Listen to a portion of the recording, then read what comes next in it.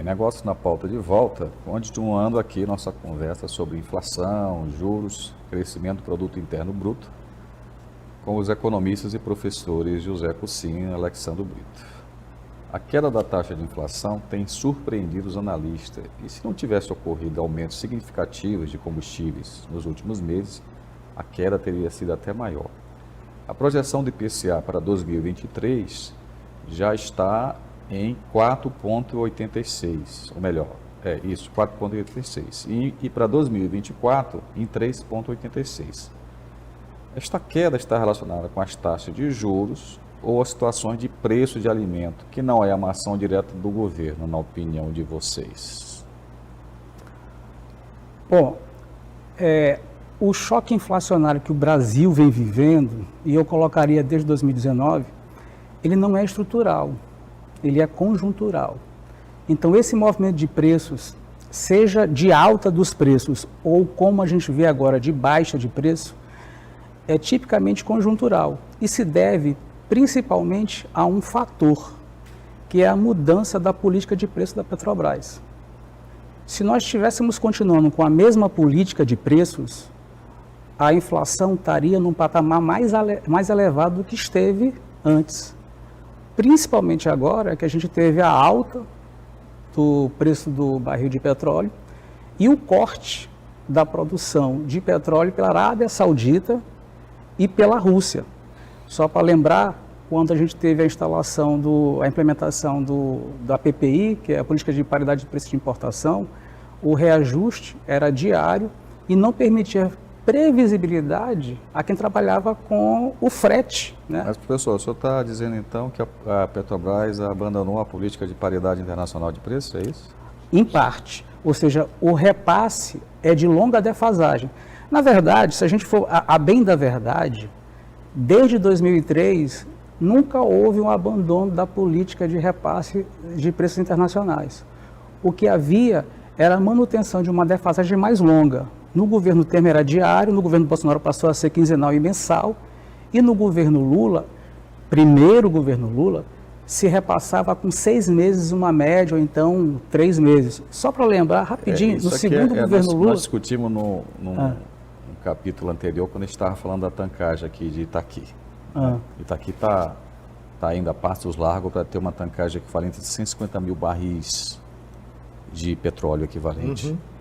Por conta das importações. Aí eu passo aqui a fala ao professor Coutinho. Como é que nós vamos manter preços de combustíveis mais baixos que o mercado internacional se nós temos que comprar diesel e gasolina? Qual é essa mágica? Mágica não, quem vai pagar essa conta? Que alguém paga, né? Bom, quem no final das contas sempre paga a conta é o consumidor final, né? Porque, sobretudo, num setor como esse em que... Não, mas aí ele não pagaria, porque você está importando, por exemplo, o diesel a 2,80 no mercado internacional e vende a 2,50. Quem paga essa conta? Não é o consumidor. Não, pode não ser diretamente, mas se o governo subsidiar isso, esse subsídio, de algum modo, ele vai mais ou menos imediatamente ser comprado. Então, eu vou adiantar aqui o seu raciocínio. Então, vira uma política de paridade internacional mascarada através de subsídios. Mas a política continua. Eu acho que, no final das contas, é isso. Mas ela nunca desapareceu, né? Exatamente. Alex estava dizendo isso. Olha, desde 2013, isso nunca desapareceu. E eu acho que é característica, inclusive, desse próprio mercado, dessa própria mercadoria.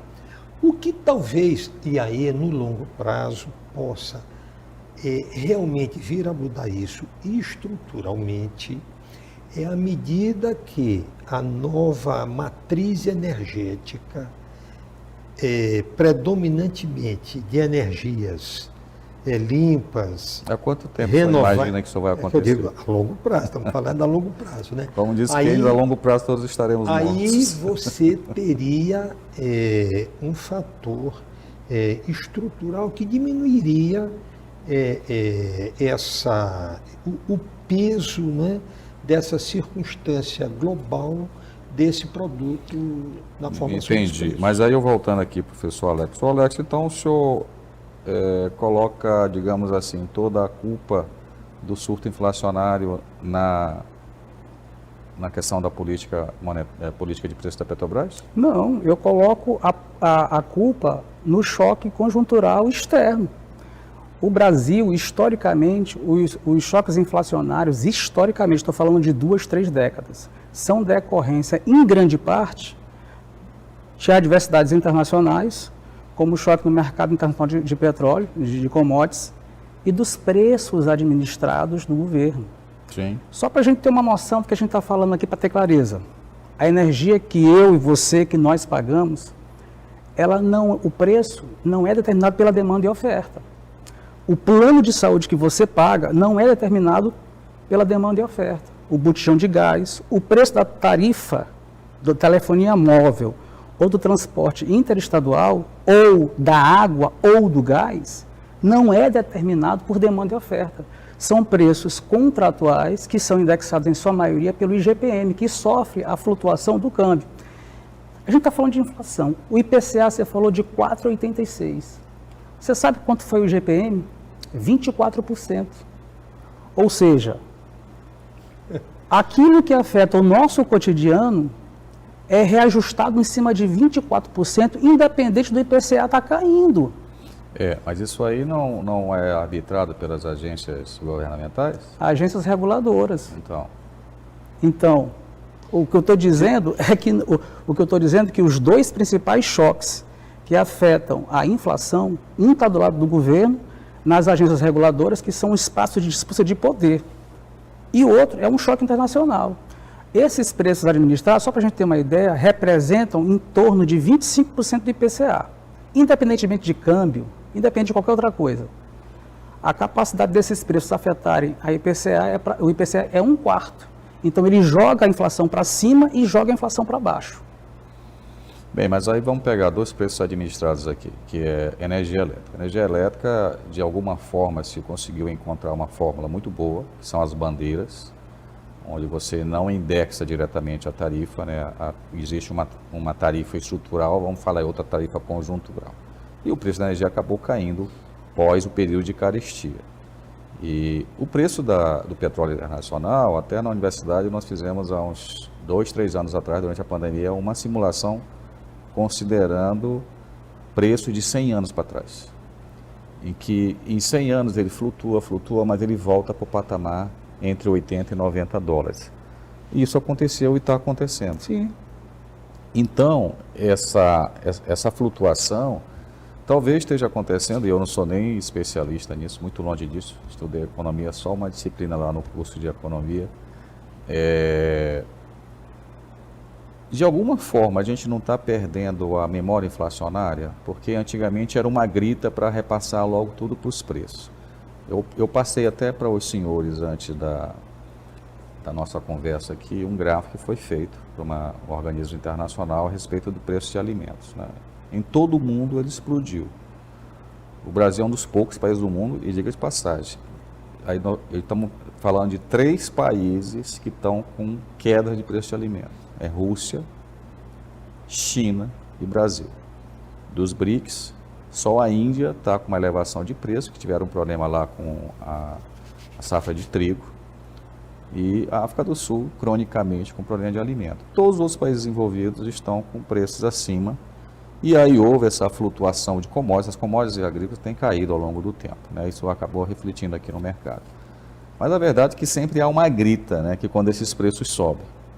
Quando esses preços descem, ninguém fala. Então, de fato, a gente está tendo uma queda de preços agora, porque essas commodities que impactam a gente, elas são reguladas por um preço internacional. A questão do petróleo é muito mais complicada, porque você tem a OPEP que manda no preço do petróleo, porque quando o preço começa a cair, eles cortam a produção. E isso, professor, desculpa se minha fala está ficando grande aqui, isso aí, existe estudos que mostram que as novas energias, quando começam a ficar baratas, o grande produtor começa a cortar o preço do petróleo, para inviabilizar. Isso aconteceu na década de 70 com o hidrogênio. Mas vamos lá, professor Alex. Não, eu só discordo um pouquinho, porque, na verdade, Os preços caíram em 2023 de alimentos, mas estavam explodindo em 20, 21 e 22. E o problema da commodity, no caso de soja, minério de ferro, alimentos e petróleo, é a mesma coisa, porque hoje os preços não aumentam, nem diminuem porque aumenta a oferta ou aumenta a demanda. Porque essas commodities, elas são transacionadas no mercado de futuros. Então, antes do barril de petróleo nascer, antes do minério de ferro ser exportado, o preço dele já foi negociado. Então, hoje as commodities, elas são ativos financeiros. Essa questão aqui do mercado futuro de commodities que a Alex está falando é uma coisa muito interessante. Isso eu vi, por exemplo, quando eu estava fazendo minha dissertação de mestrado, que foi querendo compreender o processo de decisão da Alcoa localizar a planta dela aqui no Maranhão, né? Então, essa questão do mercado de futuro foi muito estudar isso e tal. Então, assim, o que você negocia, quer dizer, olha, um ativo financeiro, o que você negocia nos mercados de commodities é 10, 20, 30 vezes o volume físico Exatamente. produzido. Quer dizer, de um certo modo, isso mimetiza o processo de multiplicador do processo do depósito bancário. Né? Tem lá 10 em depósito, eu ia comentar os bancos emprestam 100. mais, né? Né? Então, essa questão é realmente muito complexa. E, pegando ainda que a Alex falava ainda agora dos preços administrados, né? No caso da energia, né?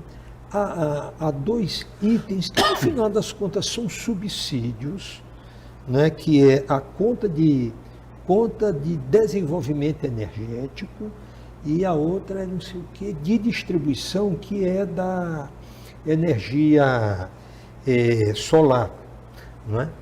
Que, no final das contas, se constitui em subsídios para estimular a implantação dessas tecnologias, mas que vão compor a sua conta independentemente assim como a da tarifa, oferta e da assim como procura a tarifa dela. social. Não é? Isso é uma discussão bastante complexa, é por isso que a gente traz especialistas aqui para falar sobre isso, mas que acaba impactando a vida de todo mundo. A gente vai mais a um rápido intervalo e em instantes nós vamos voltar com mais negócios na pauta.